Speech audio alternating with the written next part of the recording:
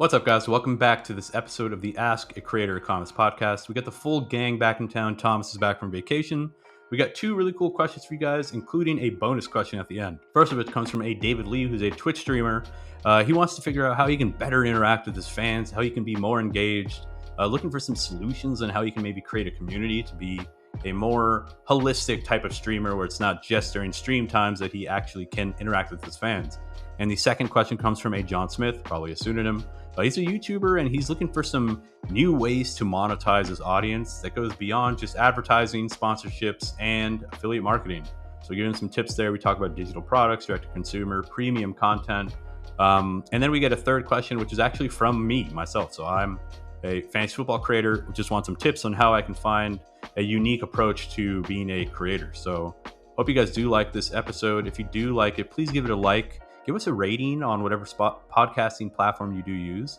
And give us a subscribe on YouTube if you do like watching it in video form. So we hope you guys like this episode, and I'll catch you guys next week. All right, guys. So let's go ahead and get on into question number one. It comes from a David Lee. And David Lee is a Twitch streamer.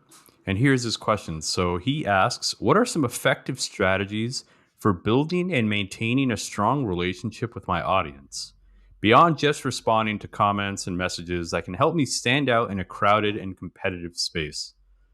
So, David, he is a Twitch streamer, guys. Who wants to tackle this one first? Who has some initial thoughts on how we can help David over here?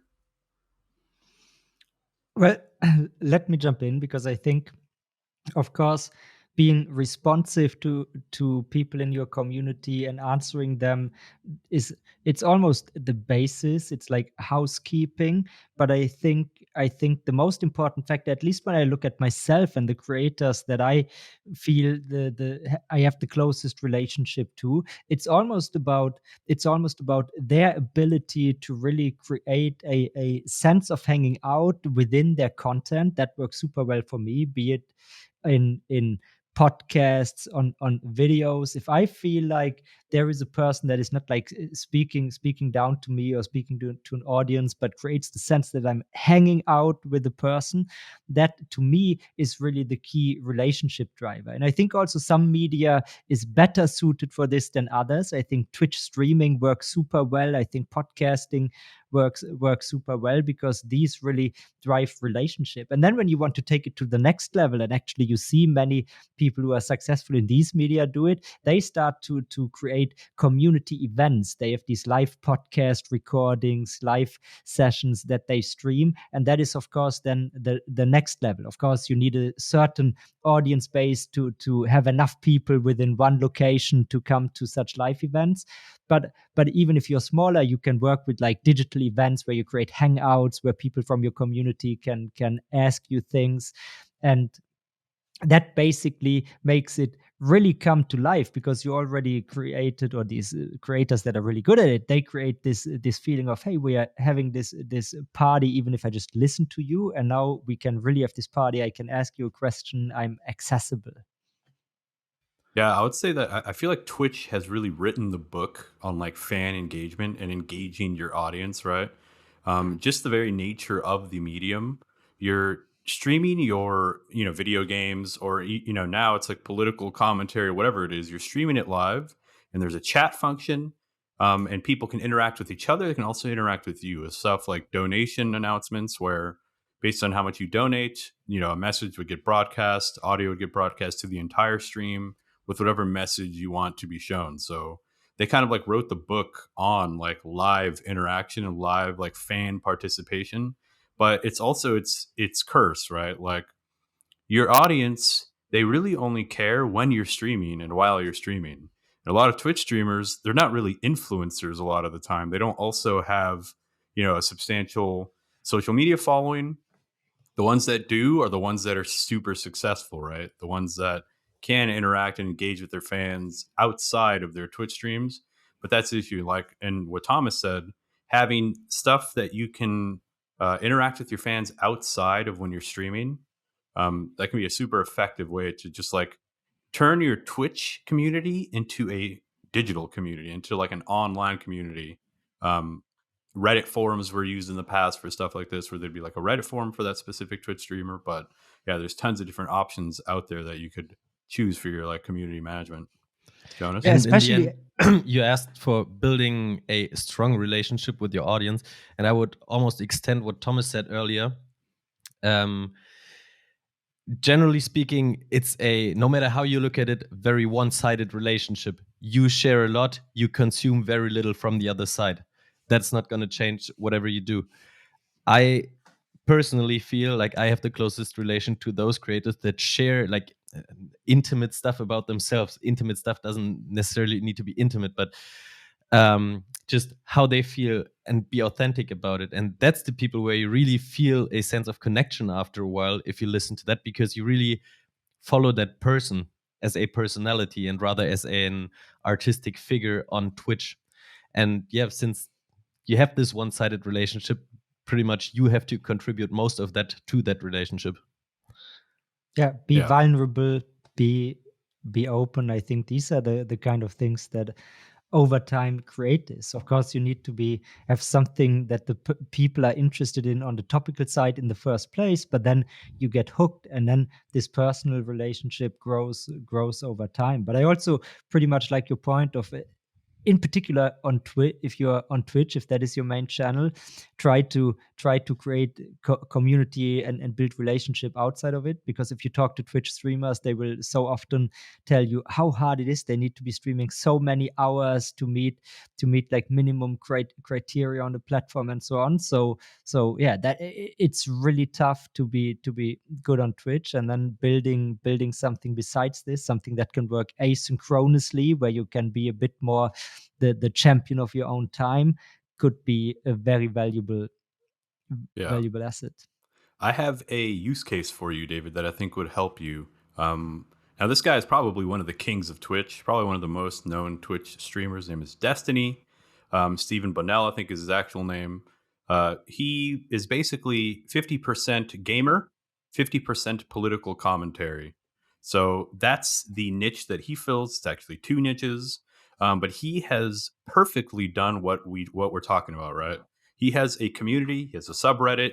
He has almost a cult of following with his audience, where he's got a very active Twitter account, and they follow him on Twitter and they interact with him on Twitter. He's done it perfectly, where being a gaming streamer and only a gaming streamer, how do you then bring that outside of when you're gaming? It's quite difficult, right? Like, are you personable?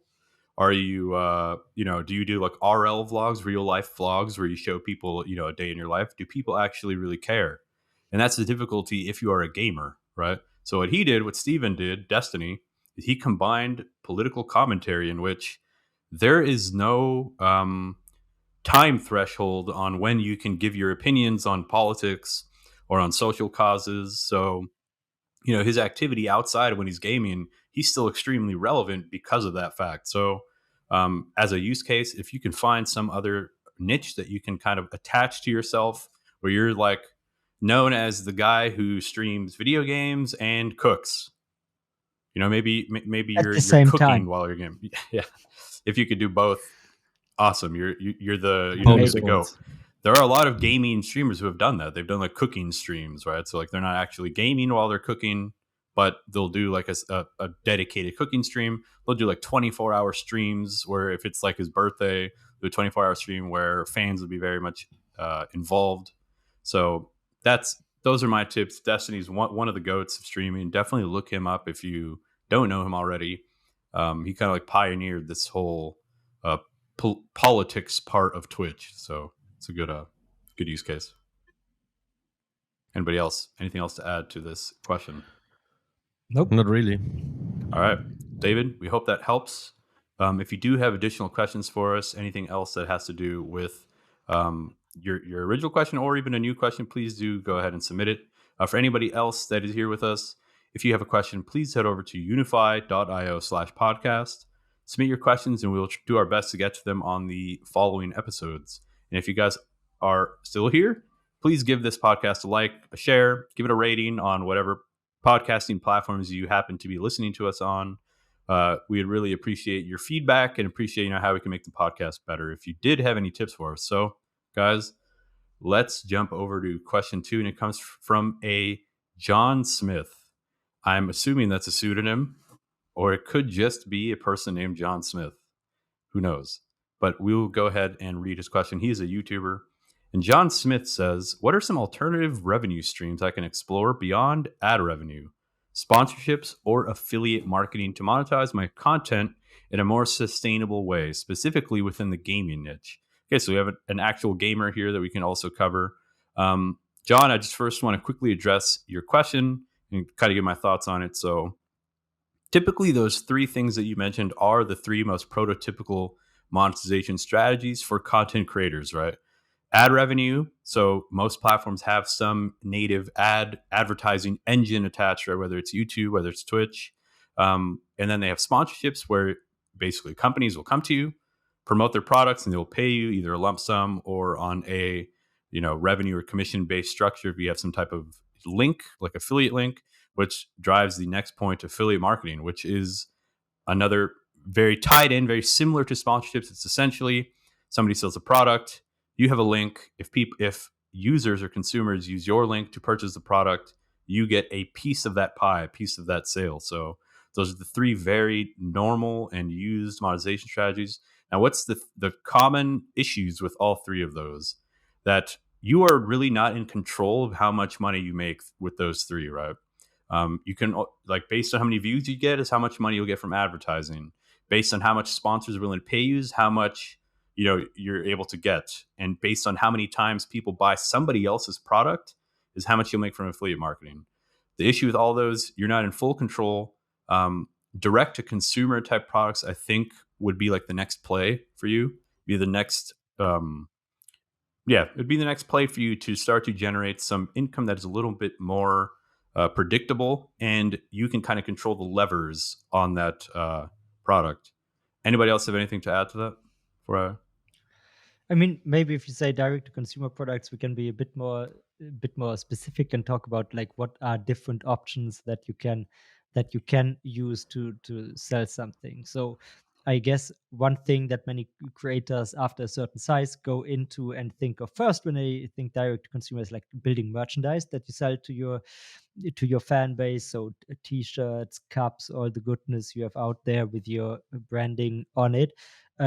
Or maybe even more creative stuff. That is certainly one route to go. I think before you reach a certain size, it makes little sense. Let's say in the 10, depending on the platform, but let's say the 1,000 true fans. Do you have like 1,000 fans who would really pay for merch? Then probably you're good to go, and it makes sense to put your time into building this out.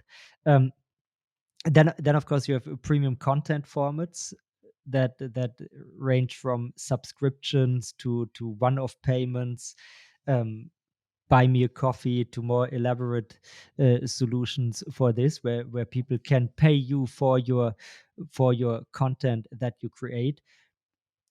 Ideally, of course, you manage to sell subscriptions. We here over at Unyfy see a clear trend that selling subs becomes increasingly tough, and the creators, also the publishers even we talk to, they tell us, hey, we need alternatives to monetize our content. That's, for instance, why we offer you ways to create digital access passes super easily, so one-off payments, or you can have micro payments based on your token, like a currency on your platform that people can use to unlock selective contents. But these are all within like the premium content bucket that you can go as direct to consumer. And then last but not least, I guess the latest development is that brands and individuals start creating digital native product. So if you are, as you are from gaming, it's really not new to you, because publishers of games have been doing it for a long time. They sell you skins, they sell you in-game gear, items that you can pay for bucks. But now you see it increasingly outside of games, that there are digital products, not only in 3D worlds, also in non-digital worlds, like digital merchandise. You see certain fashion companies create digital fashion items that people can sell. Sometimes it's done via NFTs, which, by the way, is a cool technological solution to sell people something they actually own, which in gaming traditionally is not even the sense. And yeah, depending on what you do as a creator, building out this digital swag, right? Like, do you have a catchphrase that is popular with your audience? Maybe you can turn this into a digital artifact that you sell to 100 fans, and maybe it even gives those fans, going back almost to the first question, some benefits, like you can do a video hangout with fans who buy it. Maybe you answer a few questions of these fans. So there is a lot in the digital product category to be explored. I don't know, Jonas, Ron. Also, yeah, also when you said premium content, of course, there can also be personalized premium content. This obviously doesn't scale as much as premium content does. But if you are a YouTube streamer and maybe other people want to learn about your setup, how you create a professional recording setup, maybe that is something that you can coach people on. You can sell coachings, or if you are a very talented gamer, maybe even like gameplay coaching. Maybe that is even something you could look into. That is one thing that I just thought was missing from your list, Thomas. Yeah, I wanted to just add my thoughts here. So I like to think about creators in like two ways, or this seems to be two different paths that a lot of content creators take, right? So because you're a gamer, it's very easy. This is like one of the easier ones to break down. Let's say you're a gamer, you used to play professional esports, or you were a professional esports player, and now you're a Twitch streamer. So the most basic, easy path to monetization is teach other people how to get as good as you are. So teach your craft. And what I mean by that, and let's take this out of gaming, right? So if you're a top performer in whatever niche you're in, and you are a content creator in that niche, simply teaching people how to do that thing that you're really good at, that's the easiest way you can monetize. That's what other people would be. That's where you have your unfair advantage. If you're not a top performer, let's say you're a Twitch streamer, but people love you because of your personality. You're just magnetic. You're just a creator, right? You're not like a pro gamer. Then what you can do, and what a lot of people do, is they teach how to be a creator, or they use, like you said, a lot of those other monetization strategies like ad revenue, sponsorships, affiliate marketing. You kind of have to rely and lean on those things, because there are people. What you've been able to get is the attention of fans because of who you are, how you talk, how you sound, how funny you are. While some of these other professional gamers, they might lean on their skills in gaming. So with that in mind, like, figure out which type you are. So you didn't really give us too much, John Smith, but if you're super good at a particular game, and that's how you've kind of popped off on Twitch, maybe teach other people, be a coach, like what Jonas said, provide coaching. So just my thoughts.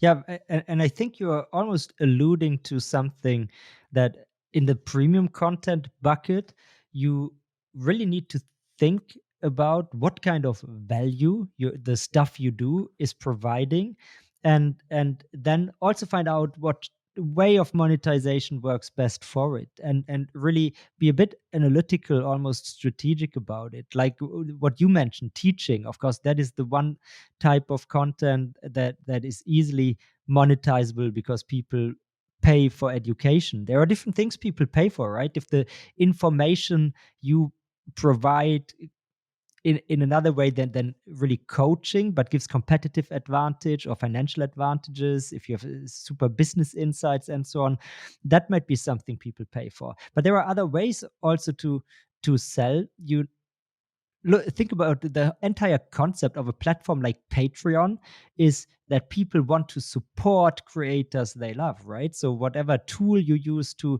sell something to your audience, you can of course brand it more in a support me, because I do something with a lot of passion, and the people who know it, who follow it, know this, and they want to support my work. This can be another angle. Pushback, Thomas.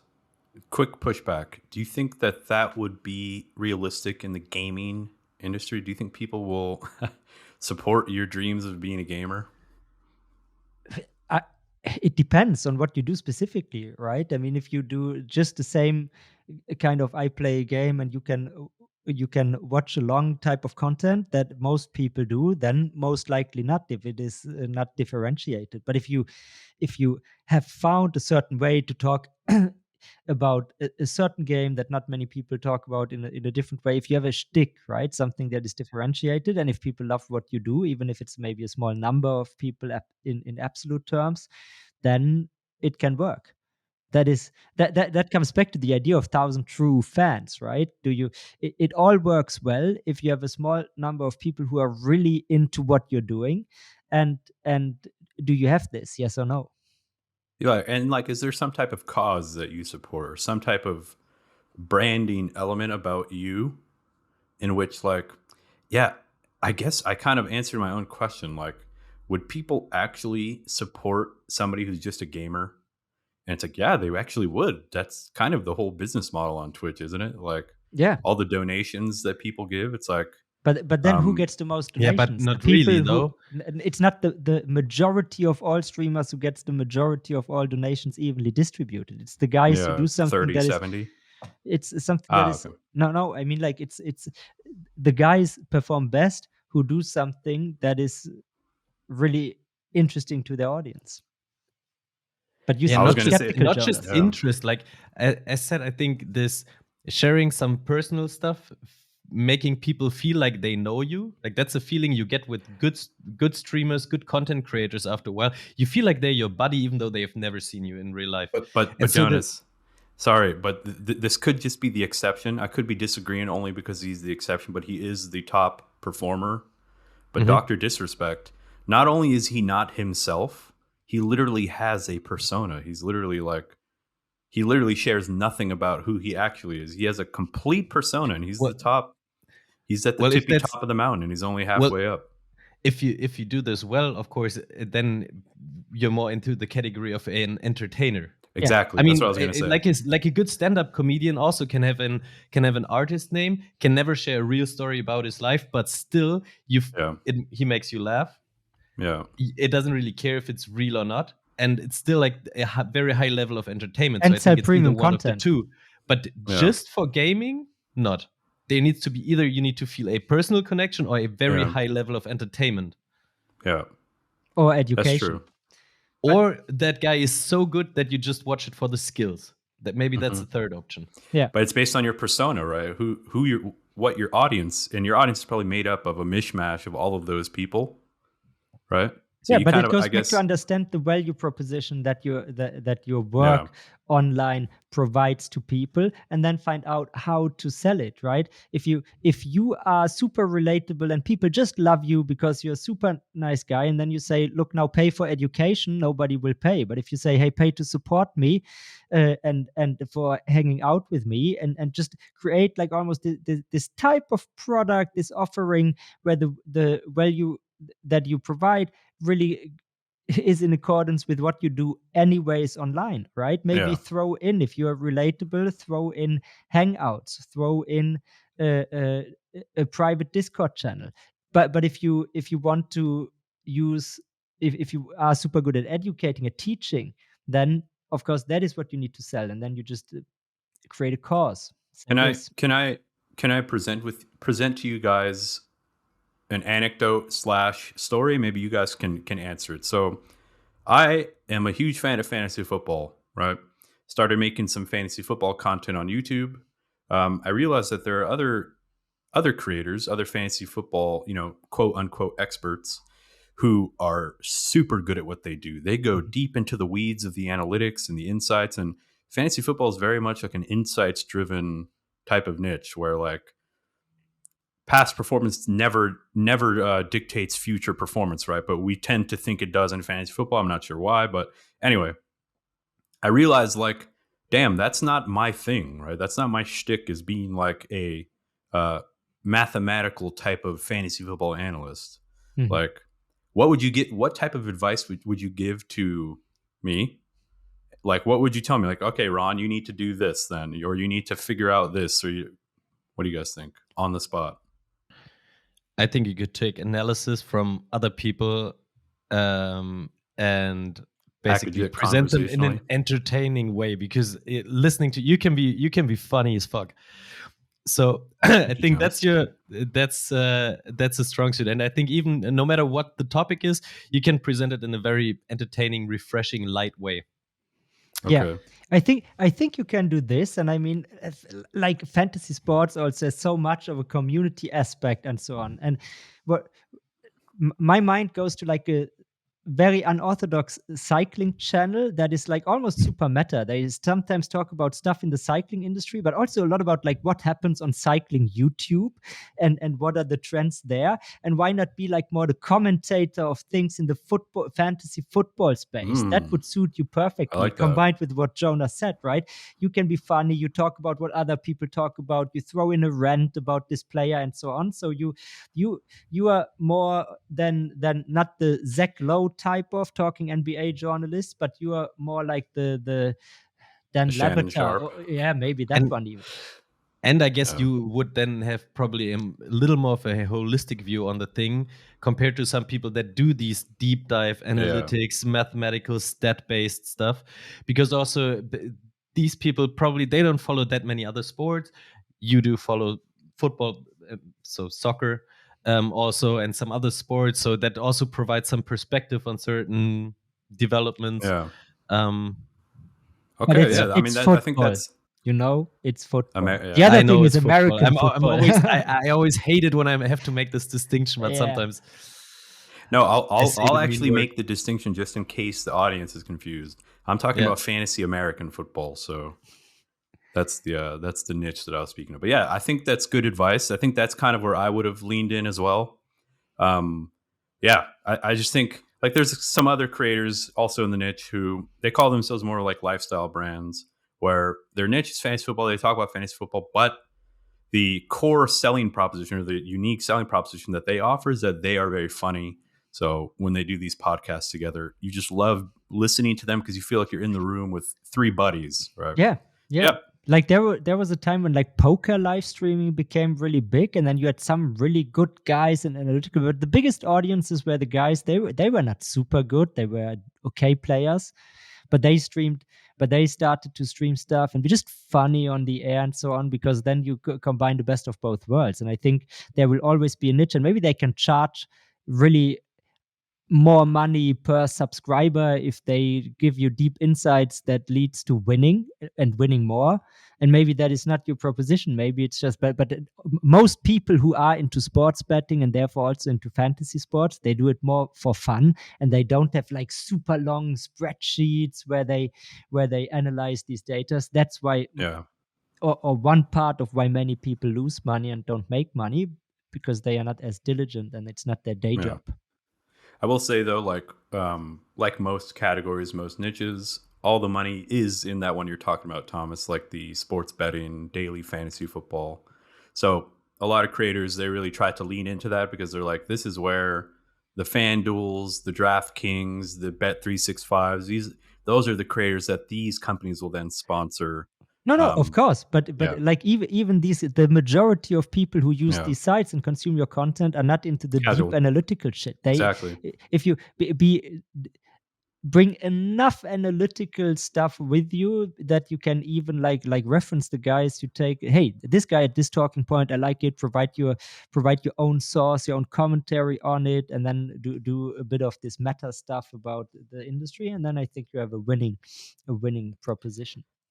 All right, thank you, guys. You Thank you so much quit. for the Now advice. live on the air, I quit. I go full time fantasy football YouTube. With my 30 subscribers. We only had two questions for you guys on this episode. You guys got a nice little bonus third question. Hope you guys like the podcast. If you did like it, please, like I mentioned, give it a like, give it a share, give it a subscribe, give us a rating on whatever podcast platform that you can give us a rating on. We would really appreciate it. Submit your questions at unyfy.io/podcast. You'll find that link at the top of the show notes. And Thank of you guys course, for being with me. And of course, if you want to really support what we are doing, the easiest way to do that is by jumping to Unyfy.io and just subscribe to Unyfy. Use it, because many of the things we talk about, you can super easily implement and start building once you use Unyfy. I think we built a super useful tool for content creators, and of course we love to hear your feedback about what we are doing on this side of the Unyfy universe as well. Definitely. Again, thank you guys for being here, and we will catch you guys next week.